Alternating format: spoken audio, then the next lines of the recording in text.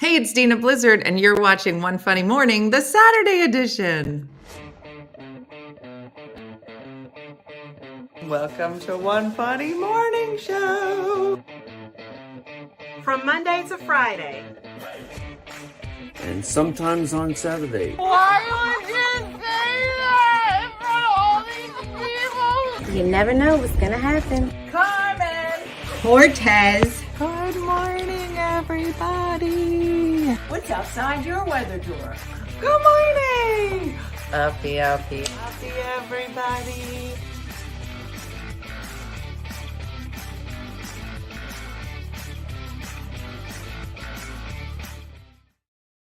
Hey everybody, it's Dina Blizzard. Good morning. It's Saturday. It's a special edition of One Funny Morning. It's the later edition, so hopefully everybody I know, and sometimes on Saturdays. So it's happening today. We're happy to have you. We have a great guest in today. It has become one of our favorite things on Saturday morning is to be able to get some of the fabulous comedians that come through Philadelphia to be able to come into the studio and chat with us. And it's always a good time. Good morning, TikTok. Thanks for joining us. I'm Dina Blizzard. This is One Funny Morning. Feel free to send questions in, whatever you want to talk about. But I'm super excited. Oh, sorry, you're fighting COVID, Jen. I hope you feel better. But let me introduce our guest today. I think you're going to love him. I know you're going to recognize him. So without further ado, he is an acclaimed stand-up comedian. John Heffron shares an array of relatable experiences from childhood through life as a married father, gaining an honest perspective widely praised among his comedy peers. Rather than mock the differences, the Detroit native aims to engage, connect, and enlighten. And long before emerging victorious in the second season of NBC's hit reality competition, Last Comic Standing, Heffron first took the stage at the University of Michigan's campus Main Street Comedy Showcase. He soon found himself skipping night classes to pursue his passion and branching into FM radio, serving as Danny Bonaducci's wingman on Detroit's #1 morning show, Danny Bonaducci and the Q Crew, along with appearances on The Tonight Show, The Late Late Show, HBO, FX, VH1, A&E, CMT. Heffron has taped 2 Comedy Central specials, an hour special, Middle Class Funny on Netflix, and recently shot his newest special in Washington, D.C. In the podcasting realm, Heffron has guested on WTF with Mark Maron, The Joe Rogan Experience, Ari Sharif's Septic Tank. He's currently hosting his own podcast, Heffron and Reap.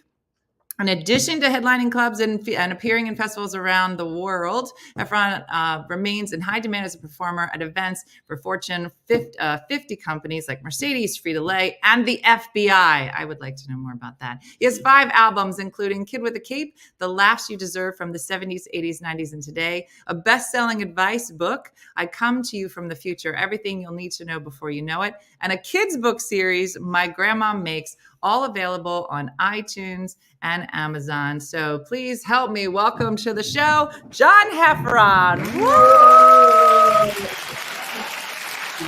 Right?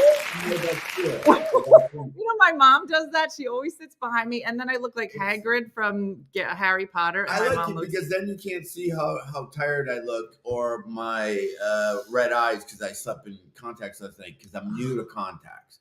I've only wore contacts or glasses for this day. This is like day 4, not even a full weekend. What? Well, are you supposed to sleep in them? You're not supposed to, but I don't know how to take the contacts out yet. Like last night, I almost went to the front desk and just said, "Can you just stick your finger in there?" And well, are they in now? I no, I got the glasses in now, but my eyes are super red. But so that's why I'm this far away. So you tried to get them out last night. You couldn't. Well, and you're then supposed to pinch, and then you're supposed to look one way, and then I pinch. I've popped this eye a bunch where it just gets red because I squeeze too hard. And then I watch TikTok videos of people who will go, you look one way, and then you blink, and then they just pop out of their eyes. Have you seen that? No. Like, it's a pain. It's a pain. Glasses are a pain. Contacts are a pain. Yeah. But I'm of that age. I hear you. I'm in my 50s, which I always say that's where it all starts to go. I'm adolescent old age. I'm like the youngest of the old people. Thank you. Well, I don't know if you know. I don't want you to think I didn't remember to cover this. This is my version. I'm 51 and I'm growing out my silver. I have silver too. And, no, you don't. I've dyed my hair in the last month or so. So Really? normally it's whiter than this. And why do you do it? Because it's so distinguished. You would be so sexy. You'd be sexy. I think gray. I think I'm gonna let it go out because then it doesn't match your eyebrows, and then you look like a guy who dyes your hair. It's just weird. Oh wait, you didn't. 50. You don't even have any in your eyebrows. Gray? Yeah, I have a lot. There's a lot in there. I pluck them. I do a lot. It takes a lot. Okay, did you see my head? It takes a lot to become this. So. I love that we started the show talking about how pretty you look with your contacts in, and we get your hair did. Yeah, because that's what I talk about all the time. So I love that you're talking about it. We'll do a makeup tutorial at the end of this. You're so funny. I love it. Well, yeah. Well, you're in the right place. Why do guys think guys who turn gray are sexy? Oh, why do you guys think guys who turn gray are sexy? Bob, it's in general, a salt and pepper is a very like distinguished, like manly look. Yeah. I mean, I don't think John agrees. Well, it's tough. It's a commitment. You have to go, I'm going to go all gray. And there's a lot. You're seeing more, at least on TV and stuff, you're seeing more dudes that are just completely white. And it kind of looks cool. And then there are also younger guys that purposely dye their hair to be that gray or whatever. People are purposely doing it. Somebody said that to me. So I just got these highlights into, because I used to have a shelf. If you saw me 4 days ago, I had like a shelf of white. So they kind of fixed it. But I was talking to somebody and she's like, oh yeah, everybody, like a lot of young people are doing this on purpose. And I was like, what? Yeah, it's a thing. There's a lot of 20-somethings that, do a comb over just to be. Well, that's what I was going to say. Like retro and hip. Like if you aren't you glad that you have hair? You have a good head of hair. I don't. No, it's hidden. I got this Jimmy Neutron, like a Jimmy Neutron puff here, but in back is very colicky and going. Let me fill you in, John. I am recently divorced and did the whole dating app thing, and it's slim pickings in guys in their 50s with hair, and this is good what you have. Okay, all right. Well, you're on the plus side. I will keep. My wife has me put in what's it called? Not olive oil. She's got some oils that I put my hair in that's supposed to help with the growing. Okay. I don't know. Yeah. It just gives me an excuse to slick it back like I'm in Greece or something like that, Yeah. Yeah. Yeah. Are you going to stay back there being real tiny? Yeah, I feel like less pressure back there. This like I'm just blending in with your Valentine's tree. Right. So that tree was a Christmas tree that had one ornament on it. It was real sad. And then I never took it down. And then somebody's like, well, why don't we decorate it? So all those hearts behind you were sent in by all the people that are watching the show. I have my brother-in-law, their family has their tree that they didn't want to take down. Yeah. And they have it be an all-year tree. Yeah. And just whatever the holiday is or season they decorate it. Yeah. Yeah. So it stays up and they just, it's, Thanksgiving, there's Thanksgiving stuff on it. And then when you're in that off time, they just have where they went to Michigan State. They just have all Michigan State stuff hanging from the tree. Then it's just like a team tree. But it's cool because once you move the tree up and move furniture, you get used to it sitting there. So and it's like daylight. It's like that daylight saving, so it's dark at night. So I like it because it like brightens things up. It could be that's where you hang your car keys tree. Exactly. That's where you filled with all the stuff you lose. You keep your purse or your wallet or something in the tree, and you always know it's in the tree. Have you looked in the tree? Like that's the place. So Christina said he makes me feel like you didn't shower today, Dina. Maybe. I did shower. So I don't want you to think this is. Thing. I like it because I like seeing the whole thing. If I was up closer, I wouldn't be able to see anything.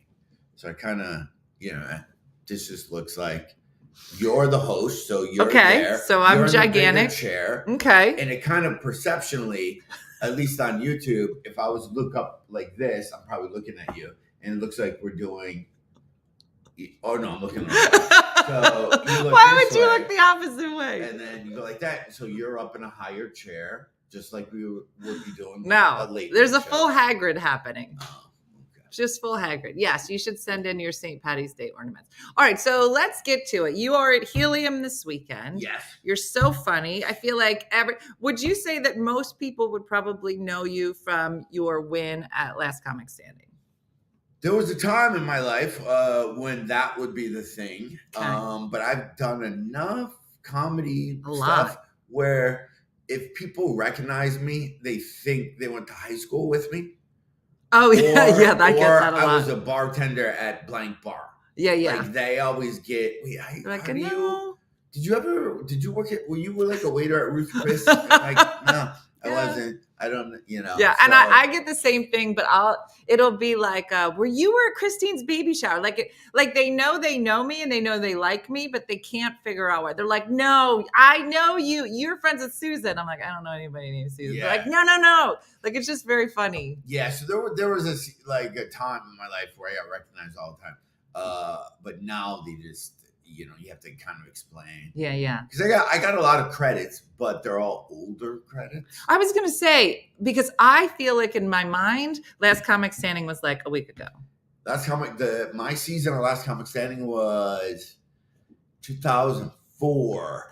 So we're almost 20 years. That's so crazy because it literally feels like yesterday. It feels weird. And then when people use it as an intro or a comedy club does, they bring it up, I just feel not crappy, but you're like, oh, that's so old. That's like going.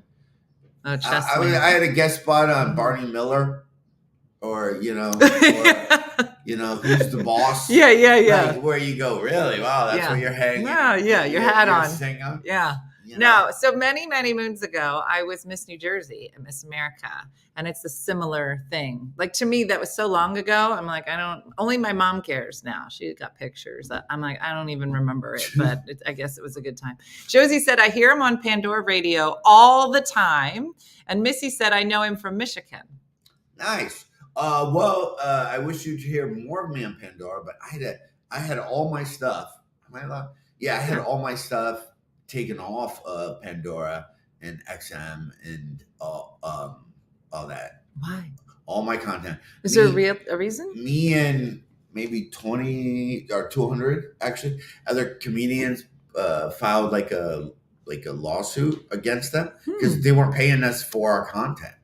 And then in their negotiation, they deleted my entire catalog off of all those streaming services. Wow. Everything I've ever done, it was just gone. So yeah, but thank you though for hearing me on Pandora. You probably used to hear me more. Yeah. Now you don't. So well, now you can follow them in all the socials. I just send people postcards. I literally get their addresses, put a stamp on it, and then send a postcard to their PO box. It's more inclusive a little bit than letting hundreds of millions of people hear you. Just like one joke at a time. You just like joke, a joke and then mail it. Put it in the mail. It cost me 55 cents. It's expensive. It's expensive. And Josie said, to be fair, I haven't listened to Pandora in a while. So Josie didn't even know. You could have been like, Josie, I'm killing it on Pandora. Yeah, you should check it out. Yeah. All right. So here's the thing. So John and I we were catching up before the show. So you met Dean. He came to pick you up. Yes. I have two other kids, two girls, and two of them are doing stand-up. So Dean does stand-up, Jacqueline does stand-up, and she is at Drexel University, which is in Philly. But reading your bio, I didn't realize that you started, because she's doing the same thing. She's about to graduate from Drexel, but I'm not positive she even goes to class anymore, because most of the time she's just running around the city doing stand-up. So like, how did you know, like, this was your calling? The quick version is, I was into stand-up, so I would go to comedy clubs, open mics, just to watch the comedians. And I think at the time I was 17 or 18, so you could get into the club. There's one club at 18. So I watched that, and I watched enough of it, not to go, I could do this, but I just was a fan of comedy. Then I took a class in college called a forensics class, because I wanted to go into law enforcement, and I literally signed up for this class thinking it's forensics. Okay. I know what you're talking. Right? Like you're gonna find a murderer, blood splatter, bodies. So I'm excited, and I'm in there, and the guy started talking just about presence and doing. I'm like, what the? This And doesn't sound like murder. And obviously, forensics is also competitive speech. Mhm. I don't understand how those two words are used. Murder. And how do we look speech. more confident while in front of people? Yeah. So I'm like, what class am I in? So then I stayed because I'm like, well, this class seems easy. I'm already signed up for it. I'll take it. So then we had to do a humorous speech. Mm. And I did it, and it was funny. I think I talked about like TV shows or, whatever. But then I stopped going to class. And then the professor said, hey, I'm going to fail you. But we need 2 people to go to the speech competition.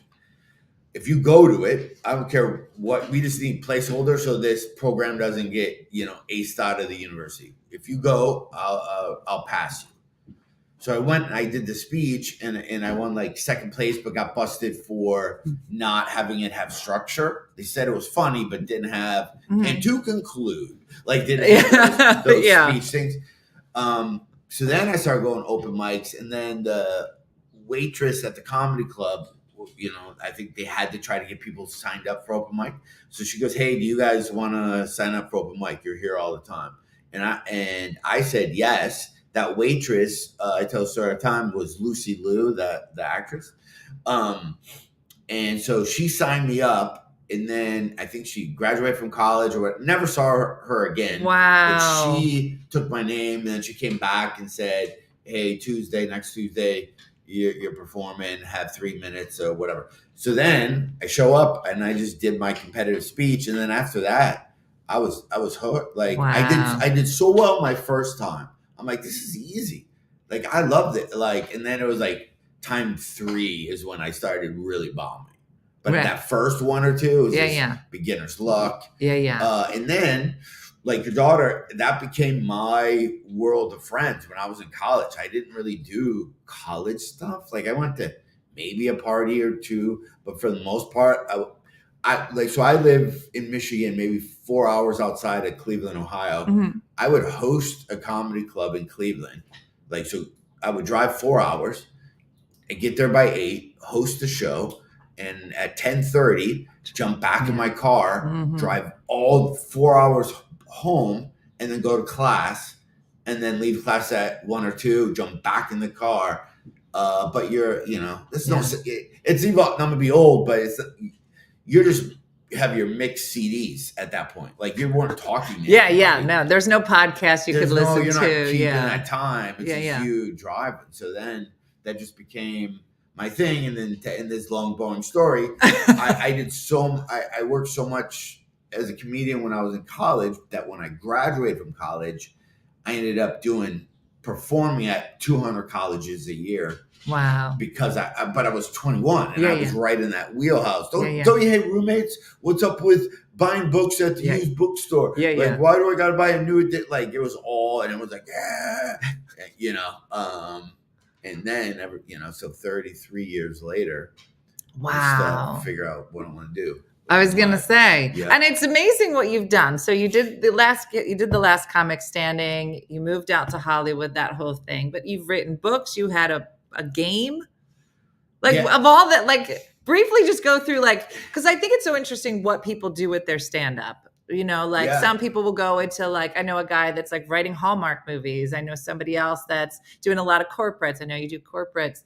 But like of all the things, name some of the things. I don't even know if I covered all of it. Okay, so if you go back, I did radio for a while, and me and my buddy Joel, we created this card game. It was called the That Guy game. Okay. And what it was a card game for bachelorette parties to play, where on every card was a different type of guy you would meet out at the bar. That would be at the bar. Oh, all right, I'm in. So you'd get a handful of cards. You'd have 5 cards, and you'd have to find, they're all cartoons versions of guys. You have to find 5 of the real life versions of those guys, and whoever had no cards left won. So it'd be sweaty dancer guy, use fake ID to get in guy, big gut, skinny legs guy, like all that stuff. Some of it now wouldn't pass the woke test, to be honest with you. No. But so those were the guys, and it was for bachelorette parties.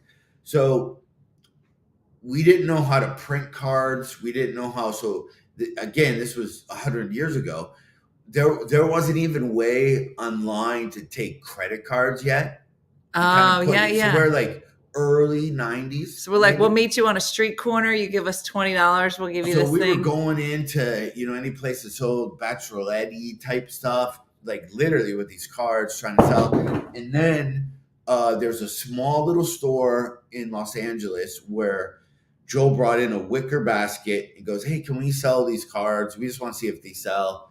Your profit margin is if you sold all 10, we made $3. So it wasn't like you were making money. Mm-hmm. But then Drew Barrymore bought the deck, and then she was playing it in some bar, and like Cosmo magazine or something took a picture of it. Then Julia Roberts was also playing the game at the time. So then In Style, Glamour, we had a full page in Glamour magazine of a card, then next to the celebrity that the card is. Wow. A full page in Glamour. So then we were getting orders, but you had to pay a lot of money to take credit card. And then we would physically handwrite the cards, and we probably sold 100,000 decks of these cards at 20 something from our apartment. Like literally handwriting, because we didn't have labelers. Right. That's so and crazy. taking a credit card was crazy. And then we were just too young to then turn it. We were doing so well, but we just didn't have, like, there wasn't the internet to grab knowledge of how I can just create a landing page and I can just sell it this way. None of that existed. No. And then we got ripped off. There's a couple of companies. There's a party company or whatever that all their cards are black and white. Like that's their thing. They just ripped us off and started doing their version of that. And we got ripped off so much. Random House did a book on that guy and literally almost had our exact drawings, but we were young kids and we couldn't. You can't protect. You could sue them, but who's got that type of money? Yeah. So then we sold it as a TV show and then lost interest with it and then just stopped. That's really funny. Stopped selling it. But that's really but it was funny. fun. And now that guy, with how pronouns are now, they would never fly now. People it's so funny though, but I think it's so funny is you could go into a bar with those cards, even if they're inappropriate, and you can go up to a guy and be like, hey, big gut, skinny legs, this is you. I need you to hold this up, take a picture. And you could do that. But if you tried in any way, shape, or form to be like, ugly face, great body, up to a girl. Like, we called them, we had them in our deck and they were called caddy cards is what we called them. Yeah. And it was like, just puked in the bathroom chick. Yeah. Okay. We gotta go, girl. The girl who tells the group we're leaving. Yeah. No, those are like we innocuous. We had a couple of those. No physical. No. She was just crying in the bathroom. She always gets too like interested in a guy too quick, and then she's gonna marry him, but she doesn't. We had those, and then we started getting again. This was back like we didn't have social media where they could post pictures or whatever. But how they started to play was, they would have to hide the cards on the guy instead of bringing the guy back to the future bride. They were placing cards. Like stickers, and they'd walk back and slap the guy on the back and then hit the card. So they had to get rid of the cards on That's them. really so everyone funny. started coming up with all these different ways to play. Then we made wristbands. I'm tagged that guy, and then all these guys would walk around bars with like these. That's really that guy funny. That was that one. So wait, so if you guys were gonna have a card that was just for you that you feel like you would identify with, what would your card say? Like if you had to have a card, what do you think your card would be? If I had a card, I'd be girl in the corner just talking to one person. At a bar, I would be definitely guy who's in bed by 9 guy or we had too old to be there guy. Yeah. So I think I've grown into that card. Mm-hmm. Not that you'd ever see me at a bar, Mm-hmm. but I mean, unless you count TGIFs or something that you happen to, serve booze and they serve food. But I couldn't imagine going to a bar. No. We had bouncer guy. We had to show you how old our cards were. We had like booty call guy, but the guy was on a payphone. Like the cartoon was, he had like a black book. We have numbers. That's really funny. And he's on a payphone. That's how old. That's really funny. We had pager and cell phone. Oh yeah. Guy. Girl who stayed home card. Don't want to be here. Eye roll girl. Yeah. Mm-hmm. We had utility belt guy where he had the guy who's got a pager, a cell phone.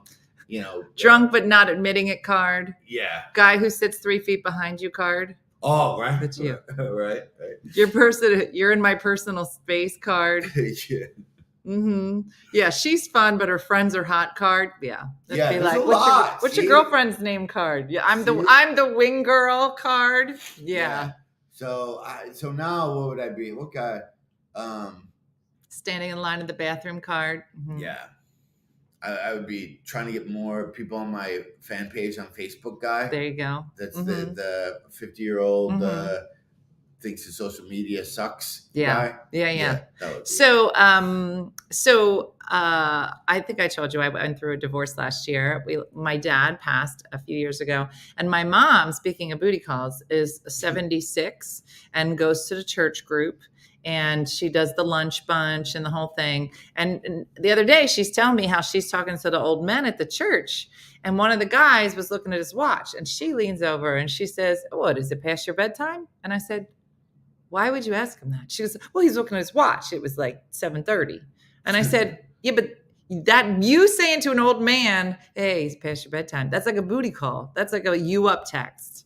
She's like, "What's a you up text?" I go, that's what a booty call used to be a call, but now the kids don't call each other. They just text each other and go, "You up?" Yeah. That's a booty call. But I guess when you're old, you just go up to old men and go, "Time's your bedtime."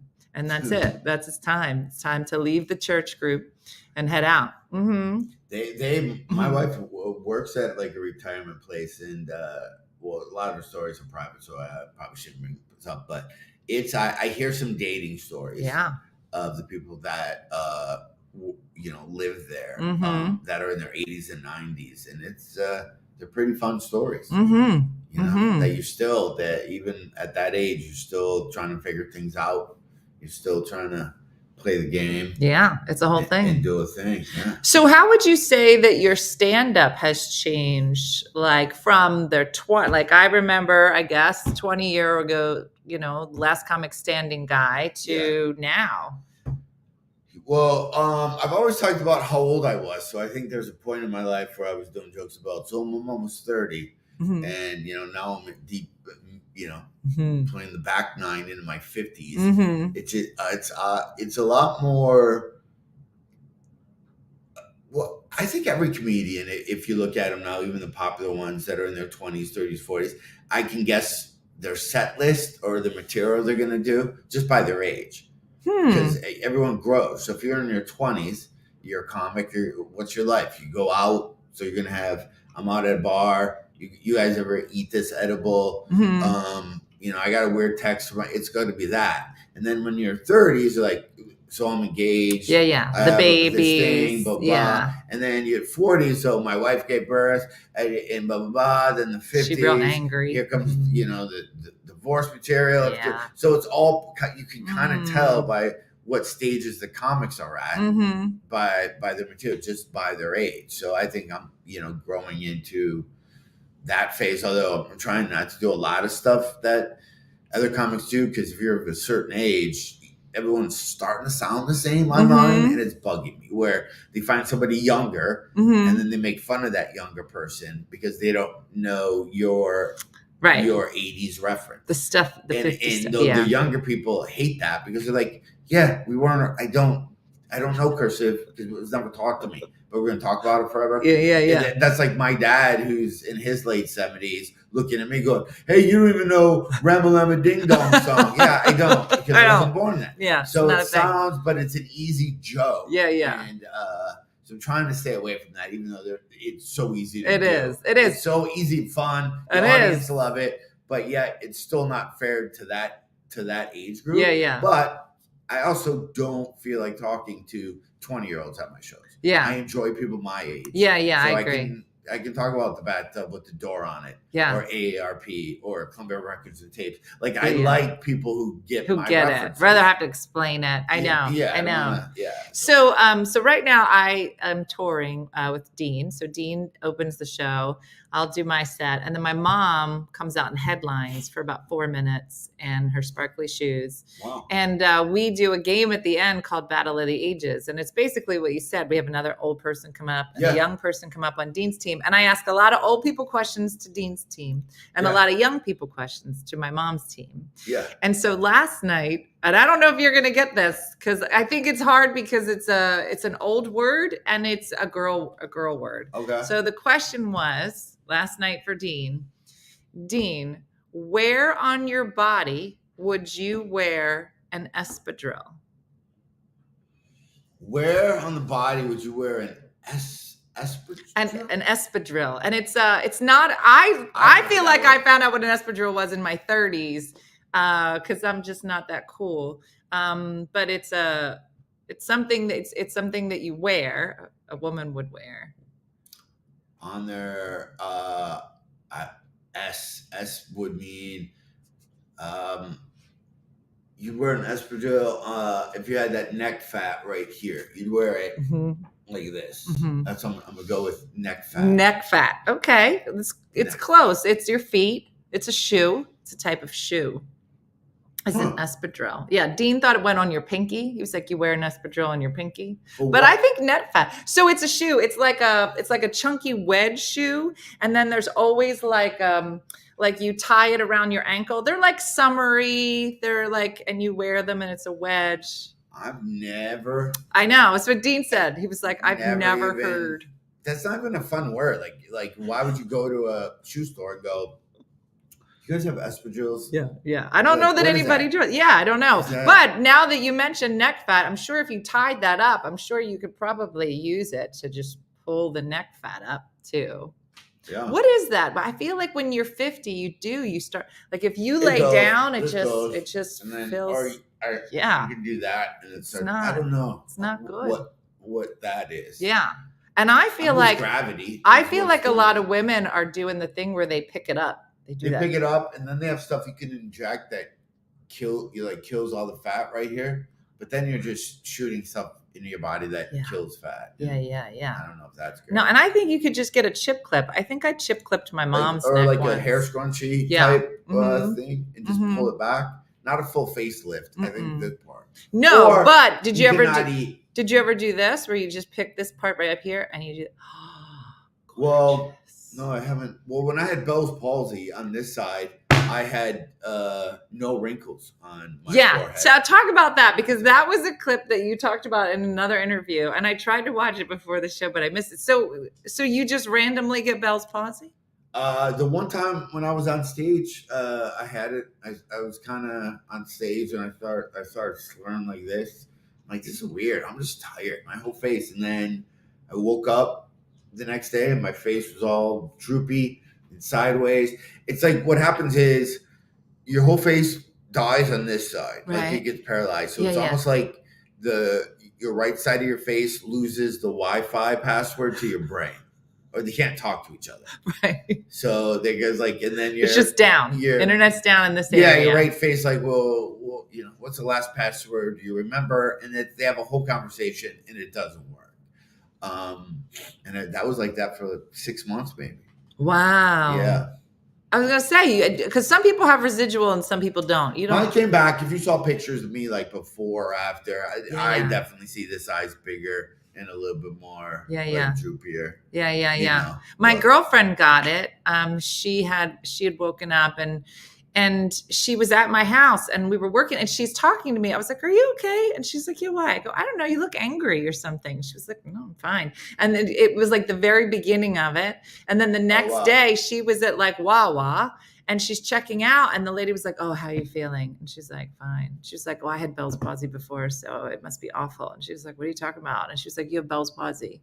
And she had no idea. She had the lady at Wawa had to tell her she had Bell's palsy, but it was crazy. Well, that's good because when you have Bell's palsy, well, she had the line. Is Wawa. Yeah, actually. So that's but helpful. she said, and it was so funny because we, she kept coming to work. We would work together, and I had some idea. I was like, "Hey, I want to pitch this idea to her," and I started to tell her, and the Bell's palsy part of her face was like ready to listen. The other side was like making a face. She was like, "I don't like it." And I was like, "Well, could you let me unpack it? Because like this side of your face seems interested. Yeah. This side of your face just seems a little judgy." Yeah. That's exactly. And so it was very funny. We called her. I think we called her like Francesca or something. I said, "Well, I think Francesca wants to hear me out." Was she going through like a major life thing when that happened? So Divorce, it's so crazy. marriage, No, baby? she has MS. Oh, yeah. And that weekend we had driven to Penn State, which is a higher elevation. And apparently if you have MS and you go to higher elevations too quickly or come down too quickly, it can trigger it. Oh, okay. It's so crazy. Yeah, a lot of people get it from a lot of people get it on very important days. It's like a stress related type thing. Like, so that's why a lot of people get it the day before they get married, or right after a baby, or right before the baby. Like stuff when your body, when you just have all that stress and you know, so that's why your body reacts. That's why if you're going through that type of stuff, Linda said I was extremely stressed at that time in my life. Yeah, you got to chill or find something to do to get rid, because that's, you can, you know, bring it on that way. Yeah. Somebody said they had it in 4th grade. Jenny said, "Can you cure it?" So Jenny, for the most part, most people with time, it'll just kind of fix itself. But sometimes people might have like a residual, like it goes. And what happens is your nerve that starts from your ear, your nerve kind of controls the side of your face, and that whole nerve dies. The nerve dies. Just like you're getting a root canal, it's gone. And you have to wait for it to grow back. You have to wait for the nerves to whatever. And it goes about the speed of your nails growing. It's for a timeline. I didn't know that. So that's how long. And it's got to grow or do the exact same thing it did before it short-circuited, or your face is going to be exactly like it was. Right. So even when I smile, this side is still, or I'm taking contacts out, this side of my face is still kind of tight. Wow. Because it came back 92%, but there are people who have it forever. Yeah. Sylvester Stallone had a version of it when he was born. That's why he's Sylvester. Well, that's why he talks like that. Oh, I didn't know that. Yeah. A lot of people, you know, pre-COVID, like everyone always goes, "Did you get the jab? You get the COVID shot? Is that why you got both balls?" I'm like, I was fashionable way before that. I got it way before the shots. Yeah, mine was good old fashioned stress. Wow, that's so crazy. Yep. I know. The elevation thing was really crazy. I had never heard that before. So tell me about the book, because you've written some books as well, a children's book. Yeah. So I have a spy book called The Holding Deal. That's on Amazon. That one took forever, but it's kind of a cool book. It's a comic who's a spy. And then me and my wife did 4 children's book called My Grandma Makes, and it's My Grandma Makes blueberry pancakes, grilled cheese.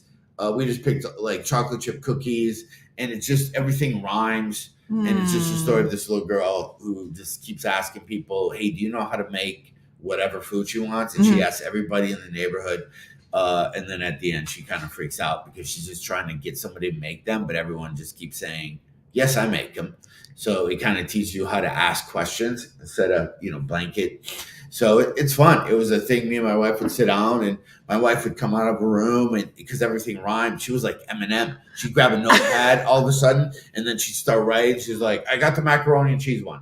And it rhymes just perfect. Wow. And then we would put the books to like a beat, or like a backbeat, and then if it rhymed well, if I thought like then we go like, okay, it's written good. Wow. Because it's easy to read. Yeah. I'm a grandpa, and I had to read to, you know, the granddaughter Jane, and some of the books I'm reading were hard. You're like, they just didn't flow. They were good. She got bored. Yeah. You know, and you're trying to stay in good graces because most kids now have a bunch of grandpas. Like, right, you have the grandma, then her husband, but then if she's divorced, then you have the third grandpa. So I'm coming in this grandpa reading tournament, 5th seed, right? So you want to try to crush it. So I go, how can I crush it? Better by actually writing. I'll write the children's books that has her name in it. And then I'll be able to, it's easier to read because I've read it a couple times. That's funny. So you have kids in some capacity, yes? That if you have the grandkids. Mm-hmm. How many kids? My wife has 5, had 5. Wow. Had and 5. how many grandkids are there? There is 4 currently, but I think we're on pace. You know, when you have that many kids, we might be one of those like, 15. Yeah. But I mean, if you go, 20 years down the line, you go an average 3 person. That's a lot. That is a lot. I already have, I have a flow chart just so I kind of start to, there's a lot of names. It is a lot of names to memorize. And was that, so you went from having no kids to being stepdad to 4 kids and then these grandkids. Like, was that a big transition for you? No, because all my wife's kids are older. Yeah. So there's no step anything. Yeah. So it's just like, that's John. Yeah. They're all like in their 20s. Yeah. And stuff. Well, then the grandkid thing, that must, like, babies, like, are you a baby guy? Like, do you feel comfortable around granddaughters? Like, really liked me. So I was like, oh, this is good. Because I'll be honest with you, I've never changed the diaper. I was going to say, have you now? No. There's too many people that are. I don't feel I need. Okay. Like everyone, there's a lot of people. Okay. I'm new to the family. I'm only 2 years in. Okay. I don't know if that's my department yet. Okay. Yeah. But our new granddaughter, every time I'd come around her, or my wife would pass her to me, she would start bawling. My wife would start crying. No, I think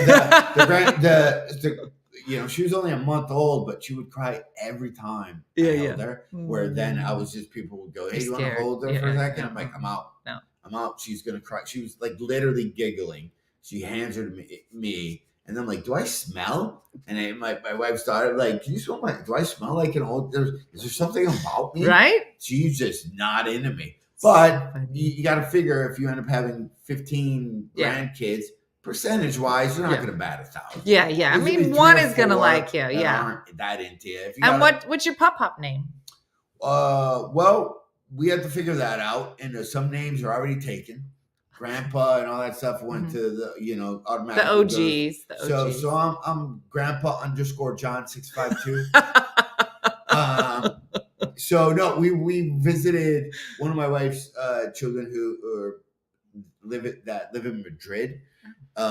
So when we went there, I'm such a picky eater. They were all getting whatever you eat in Spain, and there was Papa John's pizza place right by where everyone lives. So I ordered Papa John's every night.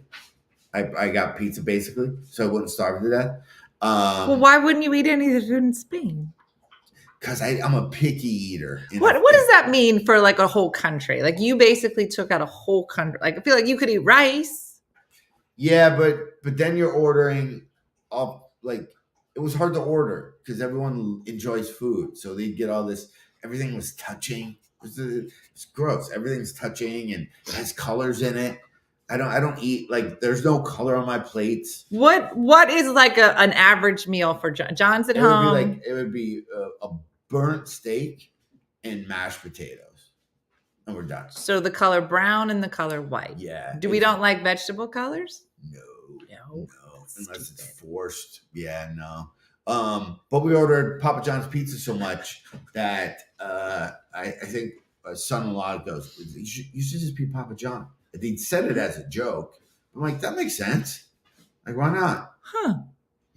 Papa John. I don't know. So yeah. Now somebody else said I don't like food touching either. I think it's because of, if you're our age, the TV dinners used to make.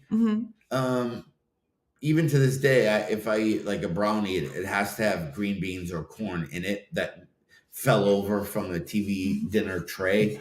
From how they used to have everything not touching that seeped over. So I think that's bold. Even when I go to Ruth Chris, I order the Salisbury steak.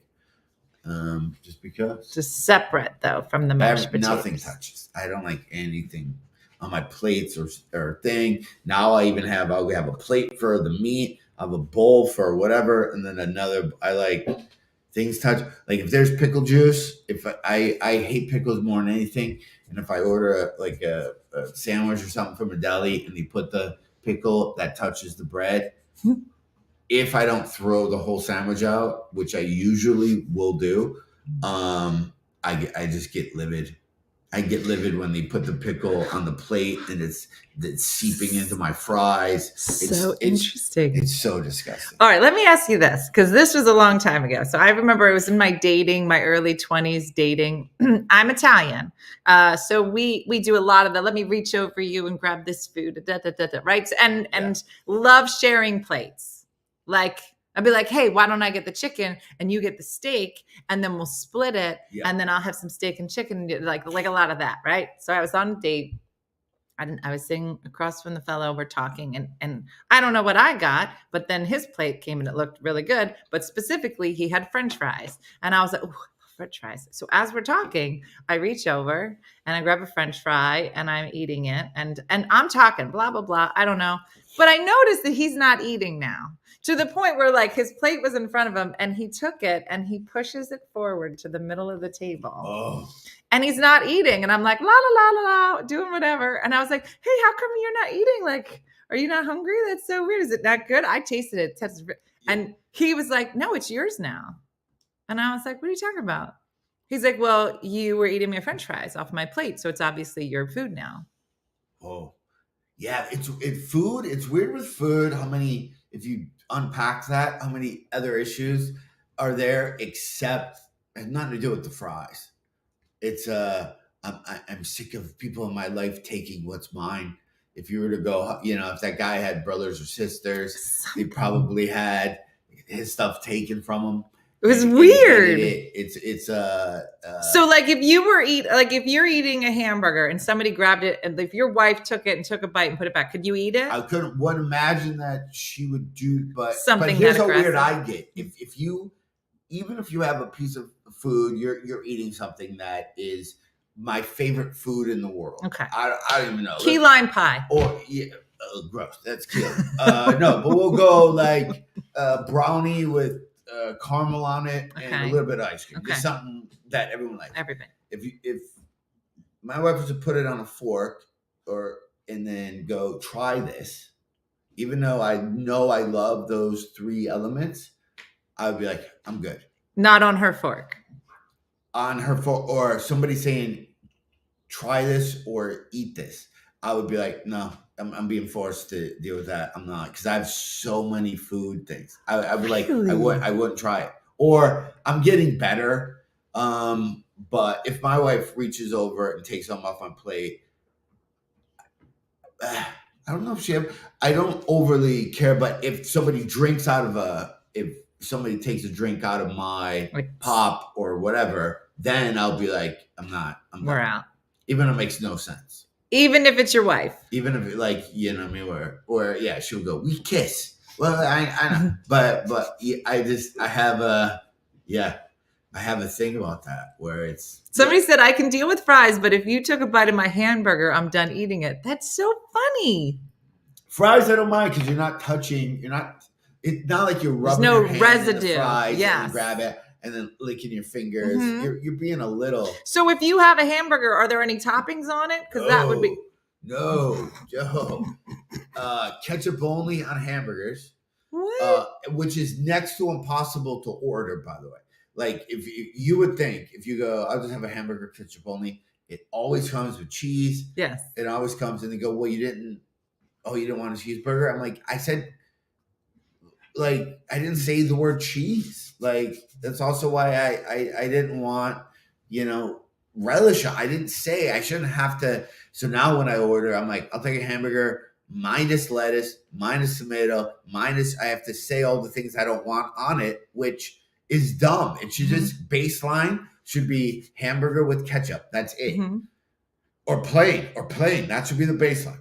What about somebody said, so no tapas for John. You're not a tapas guy. Don't even know what tapas are. Tapas, the whole point is sharing, and they're like small sample sizes. So if you were like on a date, it's like a good date night because it's usually like a perfect for two. Right. So like if you looked at the menu, Right. they wouldn't be that expensive. They might be like $9 a plate. And then the purpose would be like, oh, give us the pork, the rib tapas, give us this tapa, this. And then you end up with like, 5 to 6 little tapas plates. It's hard. Like when me and my wife started making pizzas at home and we found the perfect size so we can make individual pizzas. Mm-hmm. Because I will, when we order stuff, if she would be like, hey, let's get mushrooms, I'd be like, let's just get 2 smalls.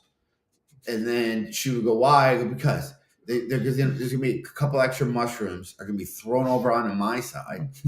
And I don't even, now I got to pick mushrooms off and there's still mushroom guts on the pizza. I'd rather just have my own. But, you're so funny. So here's my thing. I'm laughing because I think it's funny the way you say it. But like, I feel like everybody has like an OCD thing. Like if you guys had to say what your OCD thing is, I have to make my bed every morning and it has to be made a certain way.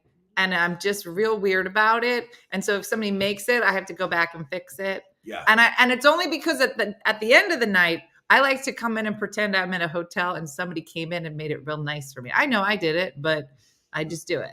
Like, do you have any other things that you're like weird about? OCD stuff like that. Yeah. Like it has to be this way. When I'm doing shows, more so all my OCD-ness comes at comedy clubs, like really, pre-show. like in what? My life, I don't have. I have to have this certain amount of tissue in my back pocket. It's a certain number. It's a certain, the paper things you see in the bathroom that you go jump, jump, jump. Yeah. So I have a time where I go jump, jump, jump, rip, jump, jump, jump, rip.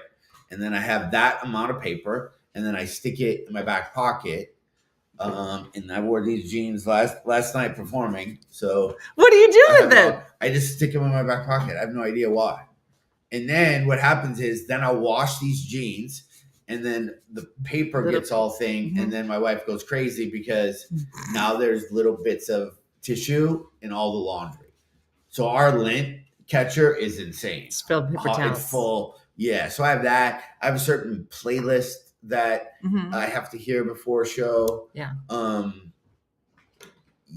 get that way. But food, the food is maybe one of the biggest things. That's funny. Or if I hear, like if I'm on stage and I hear people eating when I'm on stage, that drives me crazy. Yeah. Or snapping gum. Like when I hear people who Can you go to the movies and if somebody's crunching ice, can you pay attention? Crunching ice doesn't bug me, but if somebody, it always feels like if somebody's trying to open a bag of chips or open a box of candy, punch them right in the face. To me, that time just seems like, why is it taking them 7 minutes to open that candy? Uh-huh. Like, give me the bag. All I hear is and it drives me nuts. And it comes from your stomach and you have to physically attack them. And you can't, but it's the snapping of the gum is something that can like wreck me. If I'm trying to talk and I hear a gum snapping and then you just tell me tell me the story of Wizard of Oz and I was to tell you that somebody starts snapping gum, it would fry out my brain. I wouldn't be able to tell you anything else. Kate said, ask him if he's ever slapped someone's hand away from taking food from his plate. Slap? No. That would be, I'm passive aggressive. I would have done what that guy did and just pushed the plate towards you. But it can go, it's yours now. I don't, you know what I mean? But I don't, but I would never take anything from anybody else's plate. I don't think there's been a time in my life where I reached over, can I have that? Well, you'd own it. I mean, I just feel like if I'm dating somebody, like, I'm just gonna, I don't even think I ask. I think I just, but that's the Italian too. Cause I would be like, here, just take whatever you want. Yeah. But to push it, go, well, it's yours now. That's. It was a lot. And then we just stared at each other quietly. And I was like, I never had anybody say it to me, and I was like, oh. Wow. I was like, is that wrong? I just never. Yeah, no. That's weird. Yeah. I wonder what the thing is. That probably. Mm-mm. Yeah, he had brothers or sisters. They took his food. Something got taken from him. Yeah. Early in his life, so it had nothing to do with you and the fries. Now Michelle said I have to eat cereal in the other room because my husband can't stand the crunching sound. Yeah, slurping. If I hear somebody slurping, or like, where are those places? Like you go to those ramen things where all it is soup. Yes. And noodles, and that's you just kind of slurp it. Is that going to make you nuts? I have dogs, so that doesn't make me crazy. I give a lot of leeway to dogs. Yeah. Unless you hear them cleaning yourself too long, then I would always say knock it off. I always feel like dogs clean themselves at 4:30 in the morning for an hour. And to me, it's on par with like Guantanamo Bay and waterboarding. To me, at that time in the morning, like if I have to get up and punch you, I'd be completely, and this is what they do every morning, John. Yeah. They will act like they haven't had water in 16 days. And we used to just take a break. We used to be like, it's time for drinking of the dogs and just sit in silence. They'll drink water till they're done or their food. What type of food? We're going to switch topic. What type of food you give them? It's like a gluten-free something. Is it kibble? No. Like kibbles and bits like that? Like the dry, yeah. My dogs, I learned I was preparing more food for them than for myself. I would take the kibble, put it in super hot water because that gets the nutrition out of the kibble. Because when dogs eat that stuff, they don't digest it because it's like hard as rock. It's hard. So you put the hot water in, it kind of soups it up a little, and then softens it so they can digest it. And then they're also getting a lot of water because kibble dehydrates them super bad. That's why they guzzle all that water, but you feed them not kibble. But that's kind of why. So that way, while they're eating, they're also slurping in water. Well, Dean was so funny because he was talking one day, like they literally eat the same thing every day, twice a day, right? And Dean was like, I've never seen an animal so excited to eat the same exact thing twice a day. Like it's just like funny. Yeah. Well, you're like your steak and I could eat the same exact thing every day. Every day. Without a problem. Yep. Are you a candy guy? Like a sweets? Do you like sweets? Yeah, I'm pretty bad, but I'm getting a little better with that. But I'll kill a whole fig Newton pie. I can eat a whole thing of cookies in one sitting. Yeah. In like one night. What's your favorite Girl Scout cookie? I would go with Thin Mints. Obviously. Just want to make sure you weren't a murderer. Yeah, I'd go Thin Mints or those Samoa ones with the coconut and with the or the tagalongs with the peanut butter. Not tagalongs. Okay. I'm not a fan of the peanut butter. That's enough. Shortbread. If I got shortbread cookies, but then I would get some type of Nutella or some type of cookie butter. Okay. And then I would dip the shortbread into the. Did you say cookie butter? Yeah. Nutella is cookie butter? There is a thing at Trader Joe's called cookie butter, and it's maybe the greatest thing that I've never heard of cookie butter being can probably ever eat. Is it Nutella? Is it like It's a form of It's a little thicker. It's called cookie butter at Trader Joe. You get that on a piece of cinnamon toast. I basically in heaven. Yeah. Wow. Yeah. Look, she said, "Oh my God, I love cookie butter. Why have I never heard of cookie butter before?" When I lived in Los Angeles, Trader Joe's put a limit that you're only allowed to buy like 2 jars of it at once. Shut up. Somebody said, is it Biscoff? Biscoff butter? Biscoff makes similar. It's in the same family, just different companies, like a Trader Joe company. Yeah. But it's kind of exactly close to that. And it's the greatest. I mean, it's the greatest thing you could ever eat. Oh, somebody said, I don't think it's gluten-free. I'm gluten-free. Maybe it's not. I'll have to look at it. I do not know about that. Trader Joe's. If you're eating cookie butter, you put a lot of rules to the wayside. You're done. If you're at cookie butter level of life, just putting on bread or cinnamon toast, you've decided I'm but those 2 words together, I mean, it's just heaven. Cookie butter. It's so good. I mean, it's seriously, it's so good. But it is like that Biscoff. Yeah. And you've heard of cider donuts, right? You know what cider Yes. donuts? Yeah. So I remember I bought cider donuts on the road once and I was eating them in the car and people were like, what's a cider donut? And I was like, what is wrong with you? Yeah. I'm from Michigan. There's a lot of cider mills and all that stuff. So, So those donuts. But then you take that, anything dipped in a cookie butter will take it to a next level. Next level. Now, now that we know that you like cookie butter this much, if you had a whole bunch of cookie butter spreads on cookies, or say I had it on my plate and you love cookie butter, would you take a cookie from my plate? Which I feel like this is really the whole point of the show. No pickles around. It's just, you said I never eat off other people's plate, but I walked in and I was like, John, I have warm cookie butter on French toast. I didn't make any for you, but would you like one of these? And there's no bites out of it. I did not bite it. No, I would commandeer that plate and just consider it mine. Mentally, that's how. Now, if I ate one, if I was eating them, but there were separate ones, would you eat it then? In that situation, I would take one as long as it didn't touch the one you were eating. You know, if you had them laid out in three. I love that you're so serious about this. And you went right, like you ate the right one, I would definitely eat the left. I'm not sure, like if you were going to eat this and then, go, hey, take a bite of this. Yeah. And even with the cookie butter, I'd go, like, no. Do we have any left? I'll make my own. And then I'll take a bite. I need to head to Trader Joe's. I got to go. Yeah, I have to go. But to try this, I'm not. It is so funny. I love that you know yourself, though, well enough that you're like, this is it.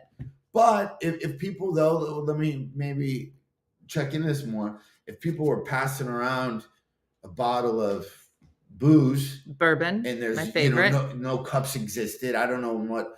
Right before we rob a bank, and everyone's taking a swig. I would take a swig that way. But you just broke all your rules. But if you were to drink, is it the bank robbery that changed it? What is it? It depends. The camaraderie. Like, all right, let's go. Then that's okay. I pour it on my wound. I don't know what scenario we're in. We're pouring booze on the wound. It's real specific. Chugging it, and I hand it to you, and chug it, and then the driver, and then the shooter. Right. We're chugging it. Yeah. Then and the Rock is in it. The Rock is in on the heist. But if you had a can of Pepsi, and everyone and you're passing around, I would look at the gross backwash that hangs out in the can. I'd be like, I'm good. I'm just gonna go on this bank robbery uncaffeinated. Now, so you are recently remarried. Like when you were dating, when you were on the date, like would you put this information out early in the date? No, I didn't date that much, or never even got that far where anybody would even find that out. They would know on a first date. If it was a dinner, I would figure it out. No, because I was how me and my wife met. It was during COVID. So there were no restaurants open. Like you couldn't physically go into a restaurant because they were all closed. Funny. So all you had to sit in the parking lot in an igloo or outside. So what me and my wife ended up doing, or I ended up doing, I bought these trays that fit in a cup holder. So I have a Jeep. So this big tray that's like this big, you fit in a cup holder, and that tray could be in front of you. Almost like whatever. So then we'd order food from a restaurant, and then we would have our food on these trays. And then I put the Spotify playlist down or whatever. So we had a lot of dates that were literally the front seat of the car facing the restaurant that we were eating in. And we made charcuterie boards. Somebody just asked about a charcuterie board. If you go to a party and there's a charcuterie board out, and that's the only thing they're serving, just wine and charcuterie, what does John Heffron do? I'd be the first one. I'd be the first one in, and I would do it before the masses. But again, I get weird. Like I travel a lot, so I'm in a lot of airline lounges, and they always have the buffet style, and it drives me. Yeah. I think one of the most recent fights I almost got in. This guy was standing above the charcuterie. They have little pepperoni, little cheeses. It's not on a board, but it's all laid out. And there's a TV above it, and he's picking it. He's got a toothpick, and he's picking his teeth right where all the kind of the stuff is. And I go, that's where you're going to pick your teeth? And he looked at me. I go, you're picking your teeth above food. Were you raised as a wolf? Who does that? You didn't say that. 100%. I go, you feral? That's disgusting. And then he said something back to me, and then the whole place got weird. But yeah, that type of stuff drives me crazy. Wow. Yeah, that like other people's food etiquette is that. So if there's a charcuterie board, I would purposely grab the outer pieces. Mm-hmm. Like I have a system, but people are gross. Or if ordered pizza, when they had roommates in college or whatever, and there's 5 people eating one pizza, and one person has to hold a piece and then yank off the piece they want. Yeah. I'm done with that pizza. Or the people who eat the pizza above the other pieces. Oh, they do like that. Grab it, they go like that, but it's right above. Mm-hmm. I'm out. I'm not eating. People are either like, what is he talking about? Or people are like, I am John. You are polarizing. Yeah. You're like, I have a system. I'm edgy. That's my comedy. I lose 50%. But no, it's definitely the hands touching other stuff where I get a little. Heather said, "Oh my God, he's my brother from another mother. I'm the same." So like my brother-in-law like cooks, and then I watched him and whatever he's making. Let's say there's all juice or like stuff or pasta sauce on here. Mm-hmm. He'll take bread and he'll run it around in the pan and then just eat that bread, but then continue to cook. And I'm like, dude, what are you doing? Why don't you just lick your finger and just stick it in the sauce and do that? Like you don't get to go like this, cook, go like this, cook. You don't. You're done. Yeah, like it's. Yeah. So my mom and I do a cooking show on Facebook, and we started out with like Italian cookies, and now we make a lot of different food. But she can't touch raw meat.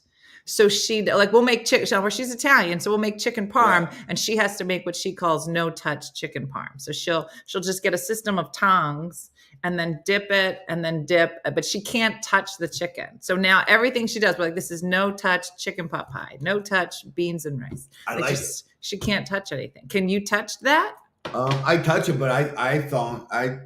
You thong? Thong. But it's cleaner doing it the way your mom does. I've seen TV shows where people get chicken, they wash their hands, like they purposely go here's so they're not being crazy about it. Yeah. And then they use a light and see everywhere that the hands touch that has chicken like remnants on it. It's on the refrigerator, it's on the thing, it's on the microwave, and then you go to make popcorn, your fingers are touching the chicken juice that you didn't know was there. It's a thing. John, I have to say, this is, I don't know how many other shows you've done where we've delved so deep into what you eat, but I've enjoyed it thoroughly. Well, I appreciate it, and, if you're, I don't even know if I'm an anti-foodie. I eat to survive. I don't eat because I enjoy eating. Okay. It's weird. I'm not. Okay. Are you a gym guy too? Do you work out? When I was in my 30s. Now I in the shape I want to be in. I want to be able to stand on one foot and put a sock on without falling over. Okay. That's the kind of level. Bar's low. But me and my wife were in Vegas, and we went to like a hoity-toity restaurant, like a type of restaurant where they had a little chair for her purse. Like one of those type places. That's fancy, She went to get up to go to the bathroom. Some dude came out of nowhere, pulled her chair back, and then went to back. But a place for her purse. I took my napkin, and like every time I set it down, somebody would come take the napkin and put a fresh one. Yeah. And it's a whole thing. And the food was super expensive, and I didn't know any of the names, and I just literally ended up getting a chicken breast with mashed potato. By the time I'm like, I would not like this sauce. Can we not have this mushroom? Can we not? I just literally start going through the list. Could you get me just a plain burger from McDonald's and just have it brought it in? Mm-hmm. Yeah. Like I want to open a restaurant that's for picky eaters where it's like nothing touches, 4 things, maybe grilled cheese, plain hamburger. What's left? Steak? I would go steak and then plain mashed potato. Nothing, no sauce. I'm not throwing no garnish. Do you see this as like a chain? Because I don't know that I do. It feels more like a one-off. No, well, I think, and then I'm also want to call it like the lit menu, because I'm at the age where if I go to a restaurant, I have to pull out my phone and turn on the light so I can read the menu. Okay. So I want diva lights, so my menu is going to be as bright and big font.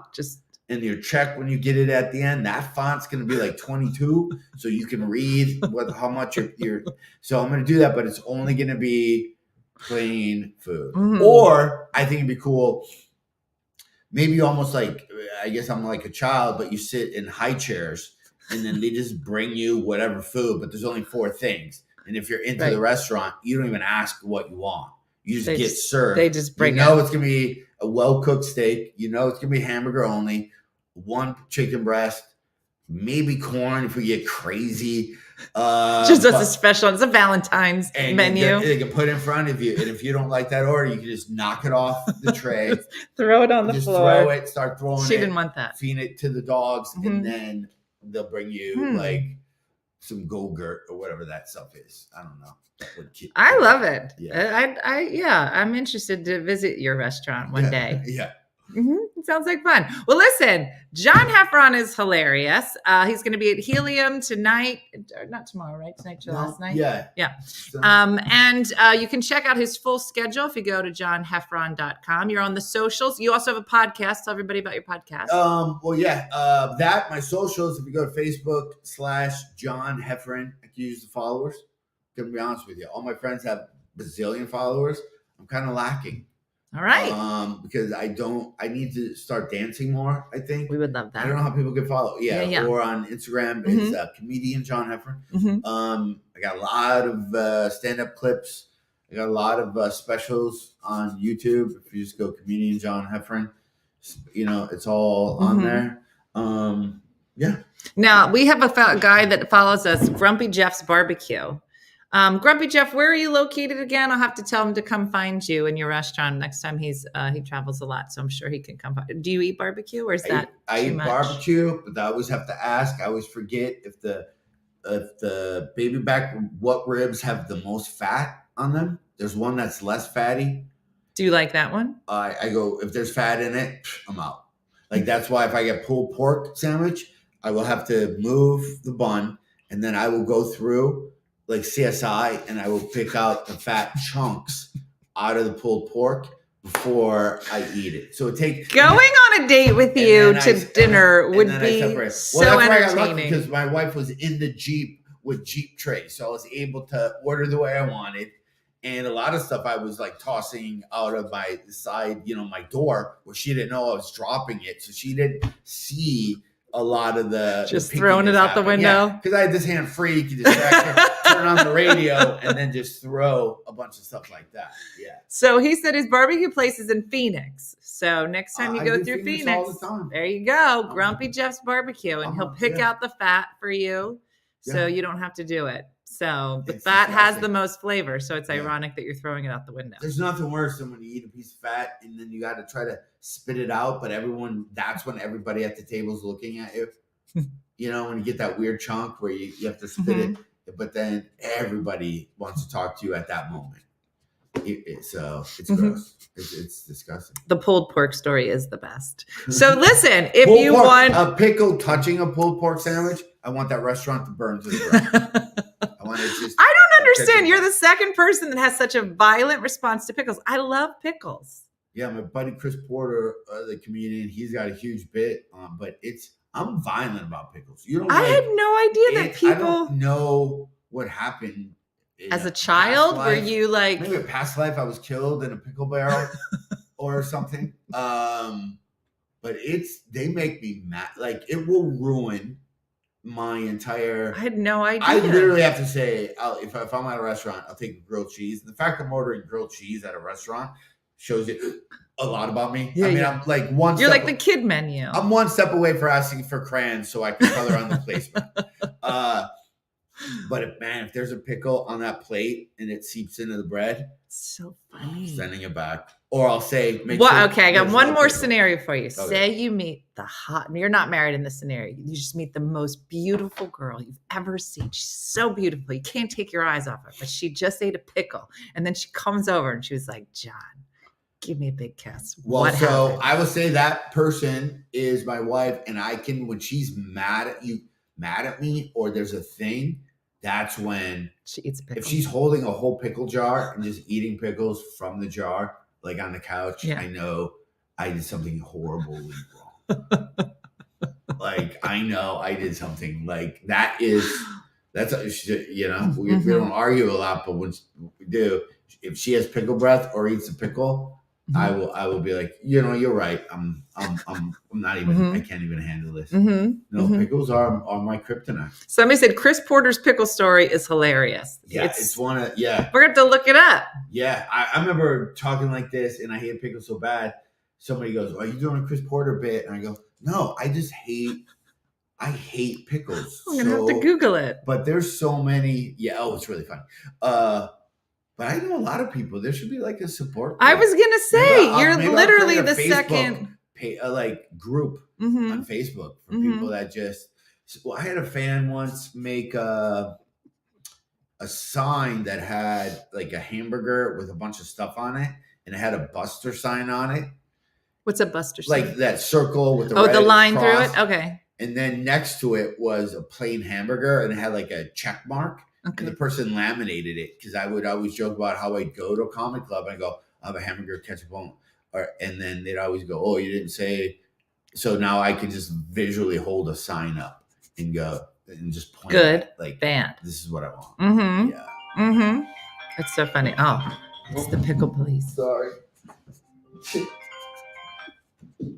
Sorry. All right. So listen, if you would like to hear more about pickles or see a great comedy show, you need to go check out John Heffron. Where are you going after Philly? What's your next stop? Philly got a bunch of Michigan stuff in March. I'm not really kind of anywhere, but if you go to my Facebook page has all my events on there. That's Facebook/John Heffron. That's all there. All right. I'm always somewhere.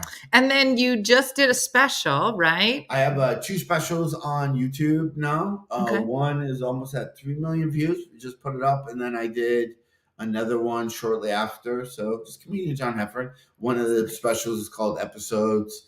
That one's a good one. It's kind of a boring shoot. It's kind of in one camera.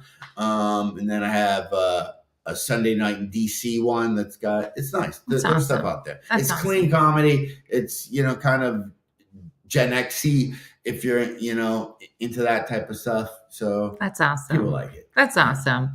Well, let's hear it for John Heffron for joining us in the kitchen today. Thank you so much for coming and sitting all the way in the back. I'm going to line up the pickle so you'll be forced to move up To to this this area. Like I would have a panic attack if you said, make people, yeah. We won't do that. Yeah. Now that we know. All right, everybody. Well, thanks so much for joining us. I hope you enjoyed our Saturday edition of One Funny Morning. And stay tuned. We'll be back on Monday. I have another show tonight. And then I'm going to pass out tomorrow and do nothing, but look forward to seeing you back here on Monday morning. Check out John's podcast, the specials, his website. Find out when he's coming to you so you can watch him avoid pickles in your neighborhood soon. Yeah. It'll be a lot of fun. But thanks for joining us. As always, everybody, have a great weekend. Take and care. we'll see you soon. Bye. We